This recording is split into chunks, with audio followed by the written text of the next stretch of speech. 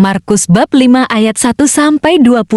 Lalu sampailah mereka di seberang danau, di daerah orang Gerasa. Baru saja Yesus turun dari perahu. Datanglah seorang yang kerasukan roh jahat dari pekuburan menemui dia. Orang itu diam di sana dan tidak ada seorang pun lagi yang sanggup mengikatnya, sekalipun dengan rantai. Karena sudah sering ia dibelenggu dan dirantai, tetapi rantainya diputuskannya dan belenggunya dimusnahkannya, sehingga tidak ada seorang pun yang cukup kuat untuk menjinakkannya.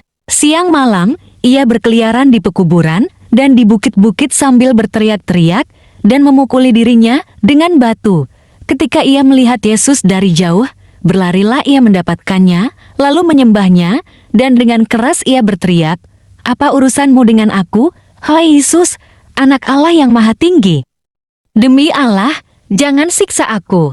Karena sebelumnya Yesus mengatakan kepadanya, "Hai engkau roh jahat, keluar dari orang ini." Kemudian, ia bertanya kepada orang itu, "Siapa namamu?" Jawabnya, "Namaku Legian, karena kami banyak." Ia memohon dengan sangat supaya Yesus jangan mengusir roh-roh itu keluar dari daerah itu. Adalah di sana di lereng bukit sejumlah besar babi sedang mencari makan. Lalu roh-roh itu meminta kepadanya. Katanya, "Suruhlah kami pindah ke dalam babi-babi itu, biarkanlah kami memasukinya." Yesus mengabulkan permintaan mereka, lalu keluarlah roh-roh jahat itu dan memasuki babi-babi itu. Kawanan babi yang kira-kira 2.000 jumlahnya itu terjun dari tepi jurang ke dalam danau dan mati lemas di dalamnya. Maka larilah penjaga-penjaga babi itu dan menceritakan hal itu di kota dan di kampung-kampung sekitarnya.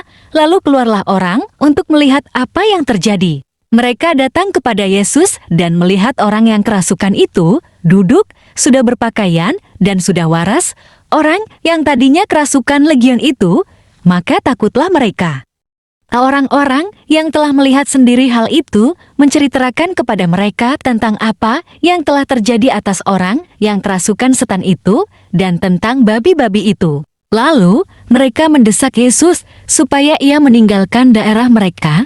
Pada waktu Yesus naik lagi ke dalam perahu, orang yang tadinya kerasukan setan itu meminta supaya ia diperkenankan menyertai dia. Yesus tidak memperkenankannya. Tetapi ia berkata kepada orang itu, "Pulanglah ke rumahmu, kepada orang-orang sekampungmu, dan beritahukanlah kepada mereka segala sesuatu yang telah diperbuat oleh Tuhan atasmu, dan bagaimana ia telah mengasihani engkau." Orang itu pun pergilah dan mulai memberitakan di daerah Dekapolis segala apa yang telah diperbuat Yesus atas dirinya, dan mereka semua menjadi heran.